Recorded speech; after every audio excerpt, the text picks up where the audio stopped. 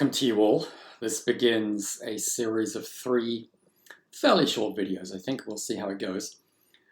Taking us through these different identity positions in the photographic process that we've been looking at in previous videos. Operator, target, spectator. Of course, we've already begun this process with Raymond Carver's viewfinder, which we sort of analyzed towards the end of the last video. Today we're looking at a story by Italo Calvino called The Adventures of a Photographer.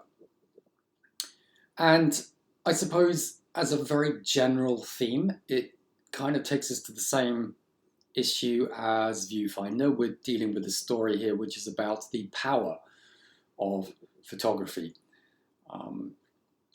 And again, it gives us a focus on the operator, what it is to be a photographer. But I think that even more than the last story, this one takes us into these darker places. It's actually an exploration of the psychology of this, the effect of the process on the operator. And it's showing how photography cannot just empower the operator, but it can also lead to their demise. It can lead to their utter and complete obliteration. And in this story, we find that in the form of a madness. So it's a disturbing story. It's also, I think, quite funny and very profound.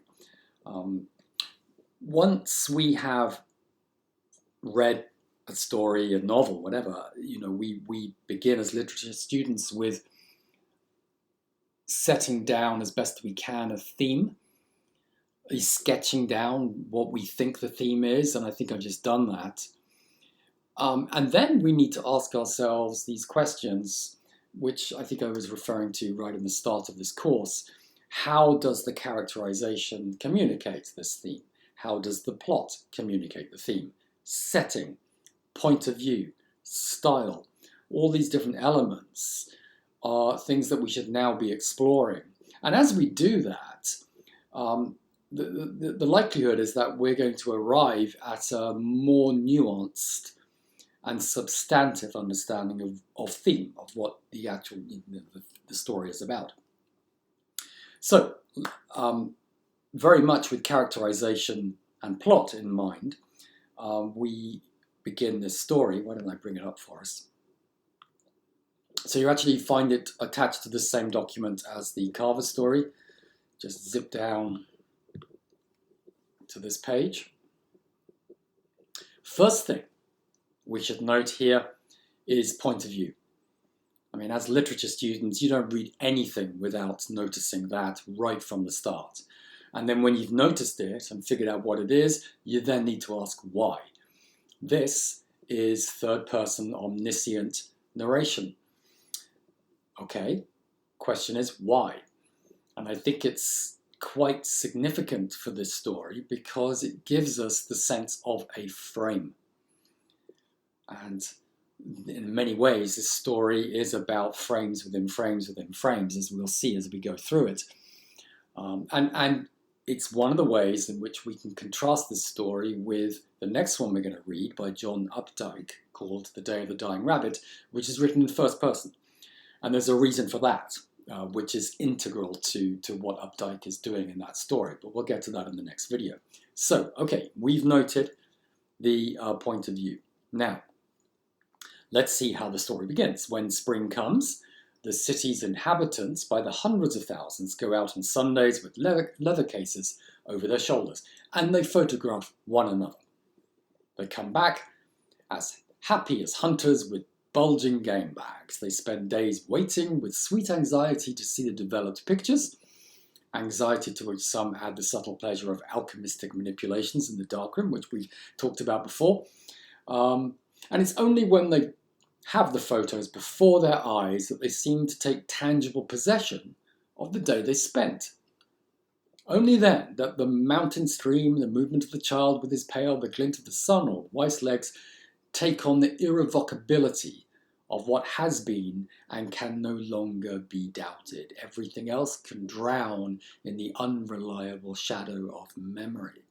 I think my interest in this subject, looking back, tunneling back, associatively, shall we say, I can almost go back to a moment when I left the office.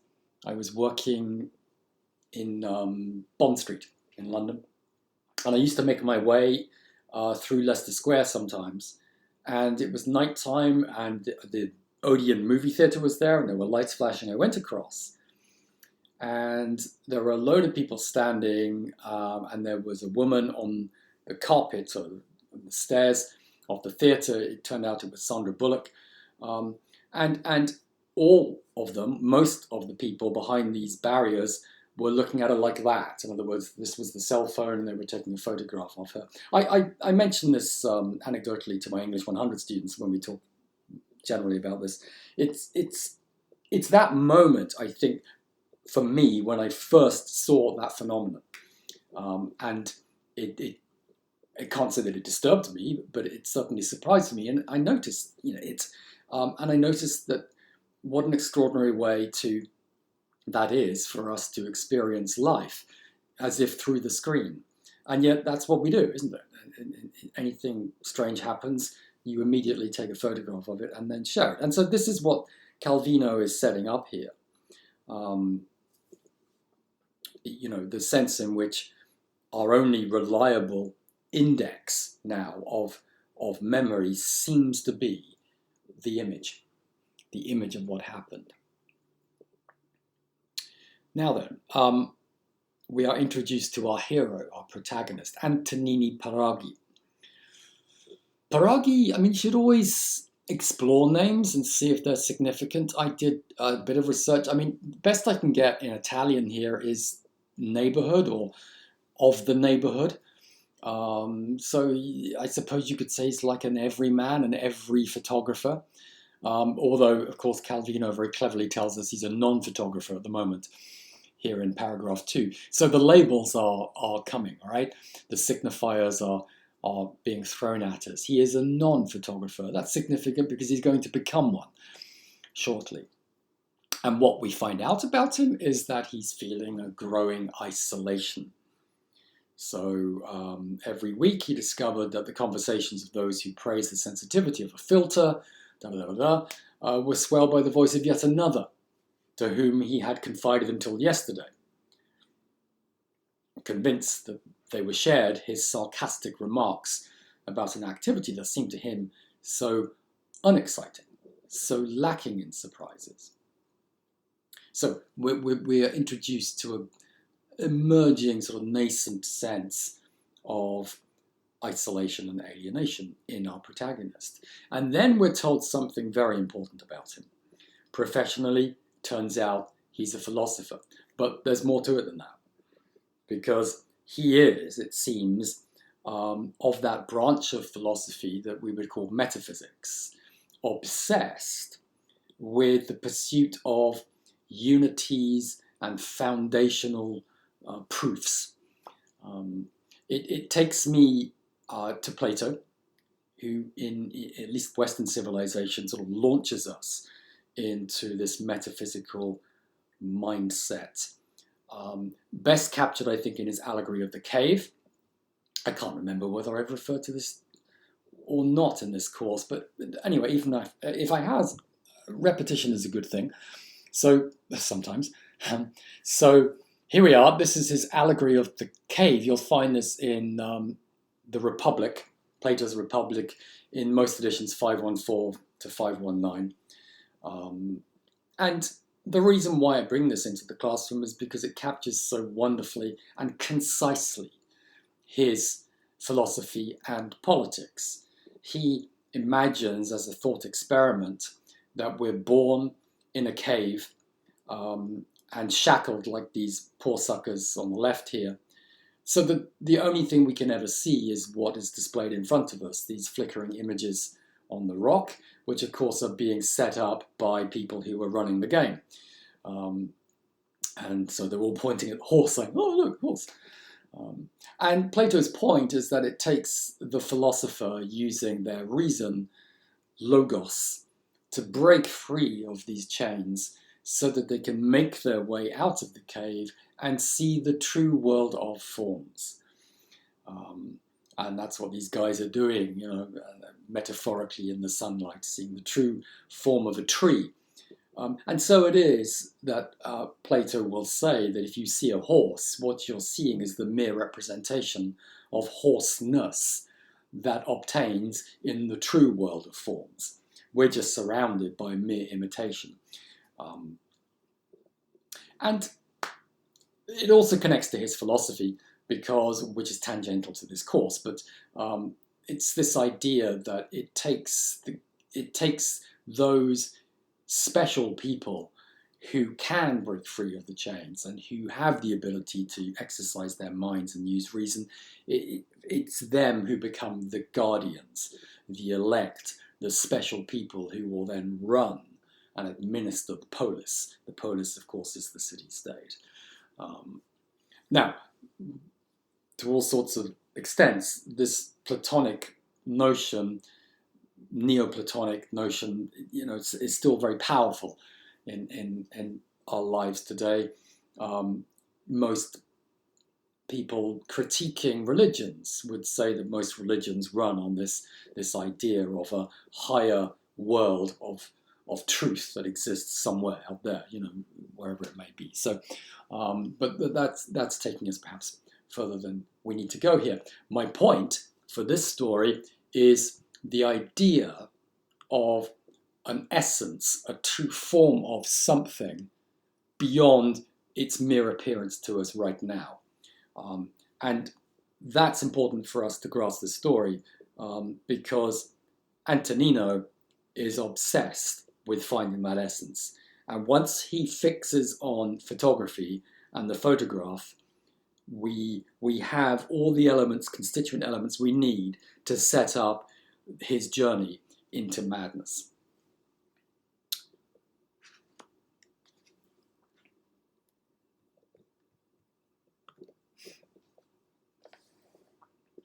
Now, in the next few paragraphs, we discover a bit more about his alienation and isolation.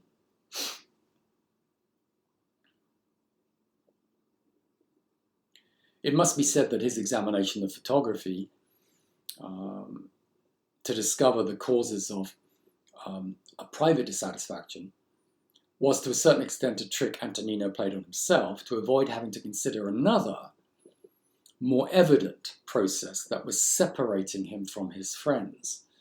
And what was happening was this: his acquaintances of his age were all getting married, one after another, and starting families, while Antonino remained a bachelor.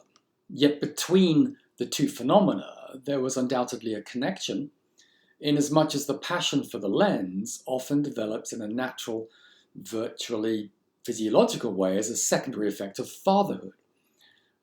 One of the first instincts of parents after they brought a child into the world is to photograph it. And given the speed of growth, it becomes necessary to photograph the child often, because nothing is more fleeting and unmemorable than a 6-month-old infant soon deleted and replaced by one of 8 months, and then one of a year. And all the perfection that to the eyes of parents a child of 3 may have reached cannot prevent its being destroyed by that of the 4-year-old. So the photograph album remains the only place where all these fleeting perfections are saved and juxtaposed, each aspiring to an incomparable absoluteness of its own.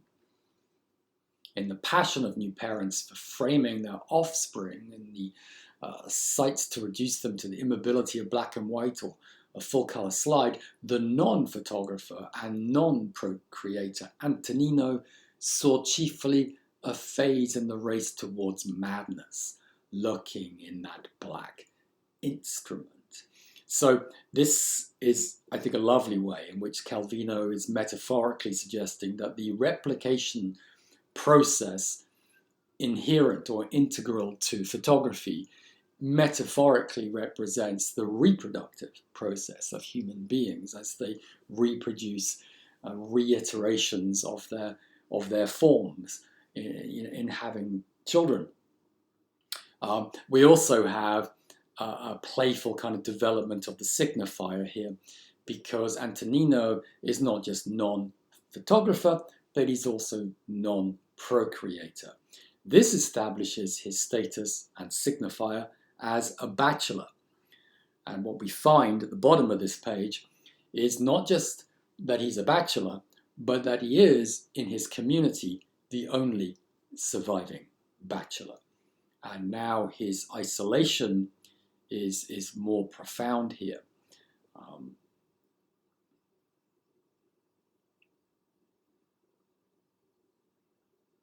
More and more often on these excursions to the sea or the mountains, when it came time for the family group or the multi-family picture, an outsider was asked to lend a hand, a passerby perhaps willing to press the button of the camera, already focused and aimed in the desired direction. And in these cases, Antonino couldn't refuse his services. So you see how the alienation, the signifiers of alienation here are being developed, because now we have a non-photographer who is morphing into a photographer, which is to say an operator, but also, which is to say, an outsider. And that is right, isn't it? Because if I'm taking a photograph of you and your group, whatever, I'm outside of that. Looking on, it's kind of a modality of isolation and alienation integral to the photographic process. That happens to operators. They're outsiders. So to begin with, he kind of plays around with this. He's kind of resisting it. And takes, it seems, some deliberately bad photographs just to kind of indicate his concern. But Antonino being Antonino, and one suspects that he's not just a philosopher but also a professor, is that he has to start lecturing and preaching, and this is what he starts doing.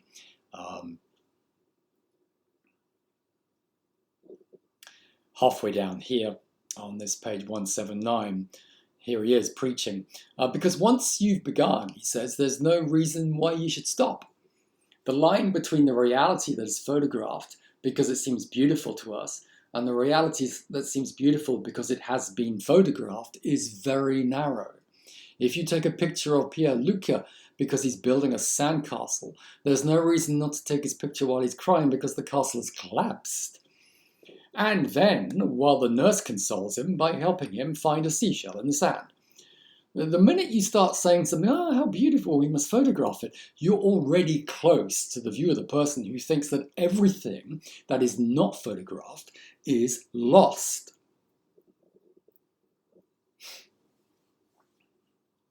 As if it had never existed. And that therefore, in order really to live, you must photograph as much as you can. And to photograph as much as you can, you must either live in the most photographable way possible, or else consider photographable every moment of your life. The first course leads to stupidity, he says. The second, to madness. But that's where he's headed. Of course he is.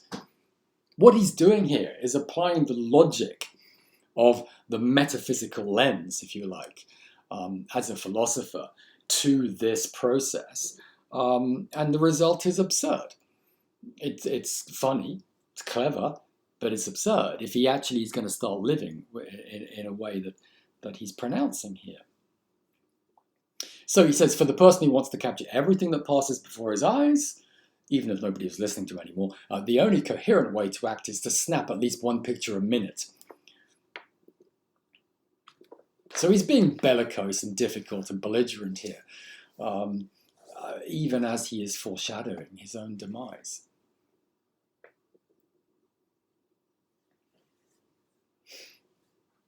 This next page, I think, is very useful and interesting for us because, excuse me, because of the way that in so many ways what Antonino is saying here reminds me of Proust. It's almost as though this is Proust talking now. So let's what he's saying. If I were to start taking pictures, he says, I'd see this thing through. Well, that's Antonino speaking as a metaphysician and a perfectionist. Even if it meant losing my mind. I mean, Calvino's just playing games with us here. But the rest of you still insist on making a choice. But what sort of a choice, he asks? A choice in the idyllic sense, apologetic? Your choice isn't only photographic, it's a choice of life, which leads you to exclude dramatic conflicts, the knots of contradiction, the great tensions of will, passion, avarice. So you think you're all saving yourselves from madness, but you're falling into mediocrity, into habitude, which is laziness. So Beast turns up. A girl turns up and asks for some snapshots to be taken. I wondered about the name Beast. I can't really find anything here. It's kind of dark coloured in French, maybe. Or maybe it's just the shortening of Beatrice. So maybe you can come up with something for that name, but I can't more than that. What he says here to them is, I think, again, pure Proust, really. I mean, what drives you two girls to cut from the mobile continuum of your day these temporal slices, these little, the thickness of a second, these little slices of time? He says, well, why are you doing this? You're tossing the ball back and forth. You are living in the present, but the moment the scansion of the frames is insinuated between your acts, it's no longer the pleasure of the game that motivates you, but rather that of seeing yourselves again in the future, of rediscovering yourselves in 20 years' time on a piece of yellowed cardboard, yellowed emotionally. The taste for the spontaneous, natural, lifelike snapshot kills spontaneity, drives away the present. Photographed reality immediately takes on a nostalgic character of joy fled on the wings of time, a commemorative quality, even if the picture was taken the day before yesterday. And the life that you live in order to photograph it is already at the outset a commemoration of itself. This is Barthes. It's not just Proust, it's Barthes. It's what he was saying and when we looked at this in the last video about the eidos, the essence of photography being death. This idea that every time a photograph is taken of you, you lose something of yourself. You're a subject now becoming an object. This idea that when you look at a photograph, it is, and it is about to be, and it has been. So we have this kind of time conflation, time slip happening there, which takes us to the punctum of historical photographs that we referred to in the previous video. So I mean, I think that this story is very much inspiring what Barthes eventually ended up writing in Camera Lucida.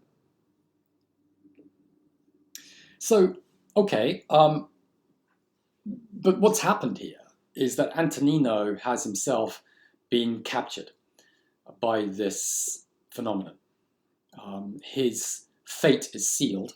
He is no longer non-photographer, he is now photographer, operator. And because he finds himself now playing that role, and because he's a perfectionist, and because he's a metaphysician, he has to take it right to the end. He's got to take it and find the essence of what it is to be a photographer and what the essence of a photograph is. That is now his mission in life. And he begins with the portrait. So it seems to him, at least at this stage, that the portrait provides the essence of a photograph. Because it captures its eidos of death. So what he's now going to try and do is take the perfect photograph, the the perfect portrait. That's his objective. And in a sense, it's a pursuit to find the essence of target, right? The essence of that subject target. So two things happen on the next page. He gets together some equipment. He wants to, in many ways it makes sense, right? I mean, he wants to go back to the essence of the process. So he goes to its origin, which is the pinhole camera, the box camera that I showed you a couple of videos ago. So he managed to get hold of a box camera with a bulb to squeeze. It seemed in perfect working order. And he bought an assortment of plates. So he's got all this old-fashioned equipment and a couple of spotlights, modern spotlights. And he says, this is where to start. I'm starting where it all begins. It's almost as though he's gone back into the cave to figure out how it all works. Right? Who do you want to have pose for you? One of the girls asks. You two come tomorrow, he says. And in fact, it's Beast who comes back the next day, giggling shyly. As he let her in, Antonino studied her manner, a bit coy, a bit ironic, to discover what were the traits that defined her true character.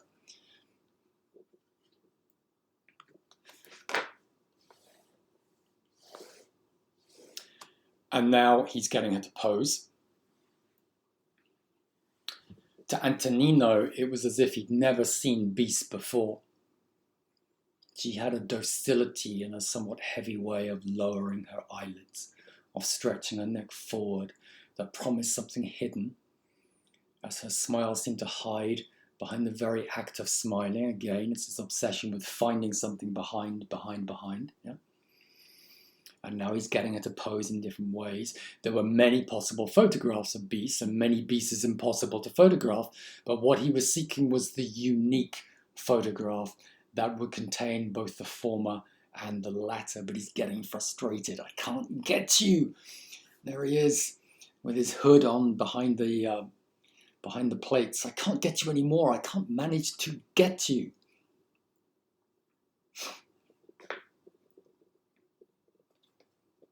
So it's almost as though he's saying, I can't find your authentic self by getting you to pose in that way. So step two is not trying to find the essence of the target, but rather trying to find the essence of the mask worn by the target. So this explains his next maneuver here.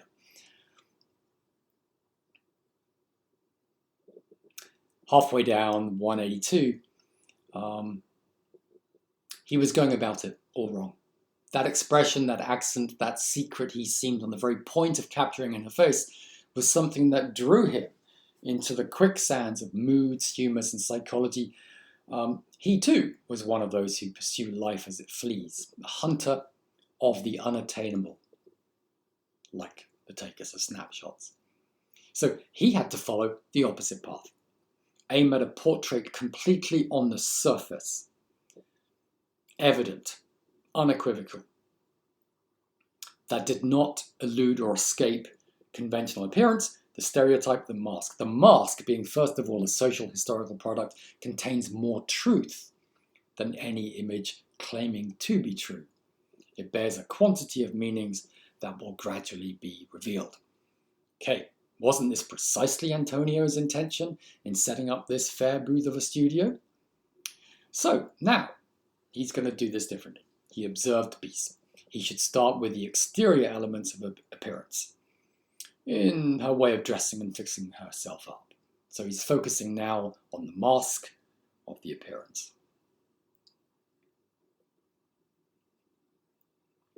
So he gets a tennis racket, doesn't he? He gets her to pose as if in a sentimental photograph. Next page, he makes her change positions, but he still didn't feel on safe ground. Wasn't he perhaps trying to photograph memories, or rather vague echoes of recollections surfacing in the memory? Wasn't his refusal to live the present as a future memory, as the Sunday photographers did, leading him to attempt an equally unreal operation, namely to give a body to recollection, to substitute it for the present before his very eyes. So he's trying to avoid, if you like, the time slips that are the time dimensions, which are the punctum of all photographs in many respects. This is what he's now trying to avoid. And it just gets more and more silly, right? So this next paragraph, suddenly he's furious. He'd realized that only by exaggerating the poses could he achieve an objective alienness. And only by feigning a movement arrested halfway could he give the impression of the unmoving, the non-living. It's all sort of getting out of control here. But what's happening to Beis is that she, as target, is being objectified here. She is subjected to his objectifying eye, and that's all she is now. That's all she's now become for Antonino. And for her, it's surreal and unsettling. And towards the end of this page, we find that this doesn't work either. Antonino just gets fed up and realizes that he's getting nowhere here.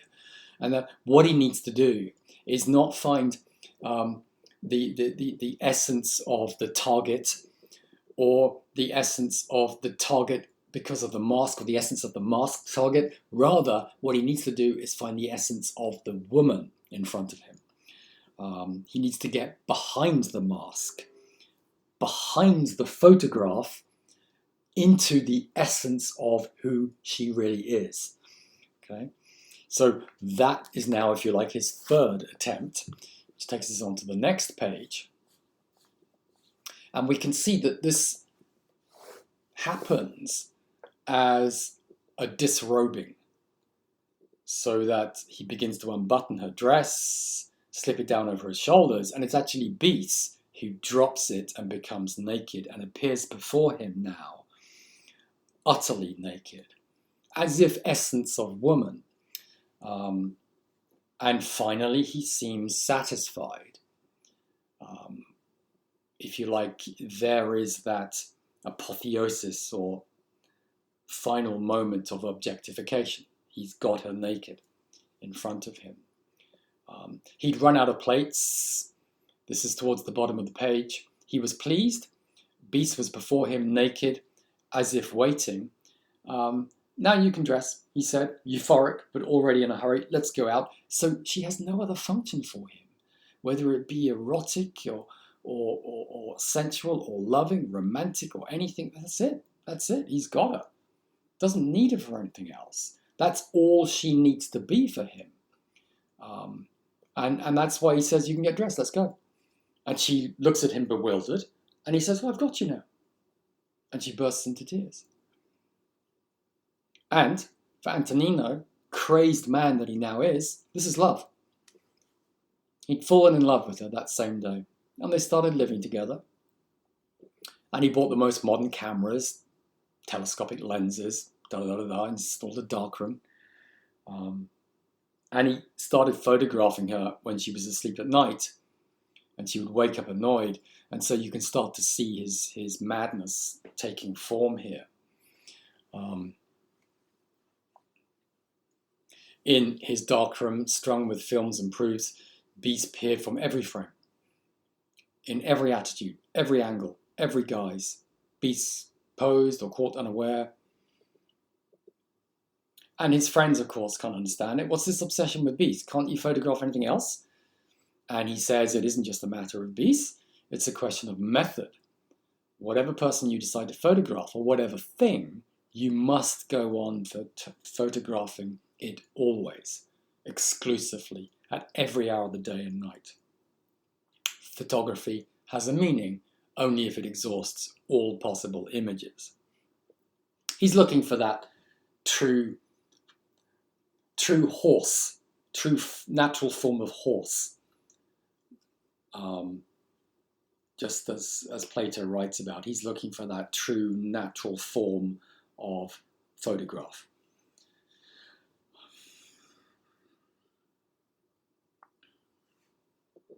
And so crazed, he is utterly obsessed with photographing her in all guises at all times.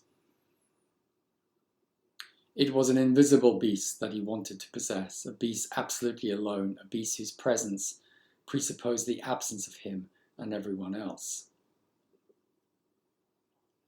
Well, whether or not it could be defined as jealousy, it was in any case a passion difficult to put up with, and soon Beast left him, and who can blame her, right? And Antonino sinks into depression and begins to keep a photographic diary and compulsively snaps pictures. And he's photographing now the absence of Beast. And since the absence of Beast is now the target, and because he's a philosopher, metaphysician, and mad, he now has to find the essence of absence. I hope that's not too weird, but I think this is exactly what Calvino is taking us to. He's going to have to pursue the essence of an absence, the essence of nothingness. And this is what starts to happen. One day he became obsessed with a completely empty corner of the room, as a kind of configuration of absence, of nothingness. It contained a radiator pipe, but nothing else. And he was tempted to go on photographing that spot, and only that, till the end of his days. So the apartment was completely neglected. Old newspapers, letters lay crumpled on the floor, and he photographed them. The photographs in the papers were photographed as well.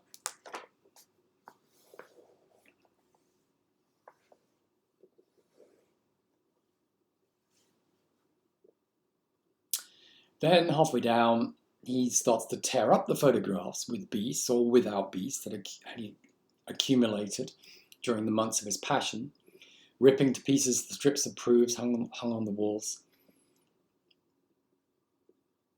Perhaps, he thinks, true, total photography is a pile of fragments of private images against the creased background of massacres and coronations. So now he folded the corners of the newspapers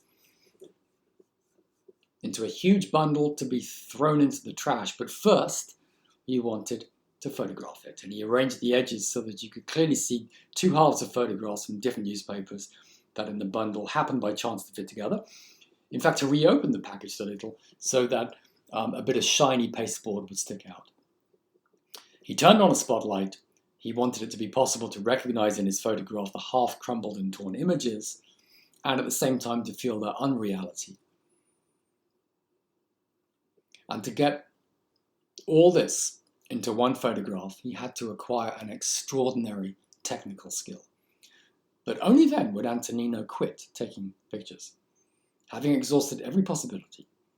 At the moment when he was coming full circle, Antonino realized that photographing photographs was the only course that he had left, or rather, the true course he had obscurely been seeking all this time.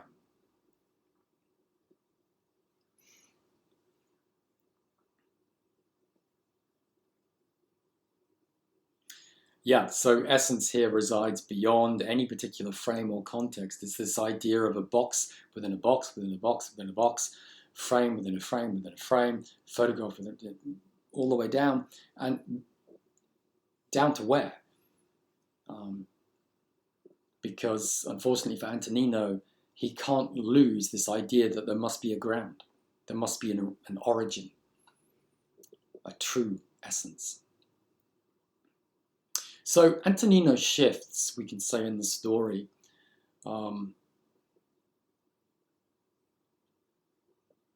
from these different positions, in particular non-photographer to photographer, searching for the essence of his targets, and it becomes the essence of portrait, the essence of beast, the essence of woman, the essence of absence, and in searching for the essence of the photograph itself, the photograph itself becomes target. And that's why he's taking photographs of photographs. So the story is not just about, as I said at the beginning, it's not just about the power of photography, it's and how it can empower. It's also about its limits. It's profoundly about the limits of photography. Antonino's madness, it could be said, lies in trying to find an essence or a truth in a thing which operates purely on a visual level, on a visual plane. And this story takes us to the limits of that plane. The story also, I think, quite profoundly illustrates, at least for Calvino, the madness of metaphysics. And the madness that can only flow from an attempt to try and find essence and truth. And in that sense, there's something truly absurdist about the story, although I think Calvino would argue there's something truly absurd about photography. So that's a thought we should keep in our minds, I think. All right, okay, so enough on this story. And in the next video, we'll look at The Day of the Dying Rabbit. Stylistically very different from this one. Softer in many ways, but lovely story with a fantastic ending, I think. And yeah, and it will help us to develop our understanding of photography. Good, okay, thank you for your time, and I'll see you in the next video.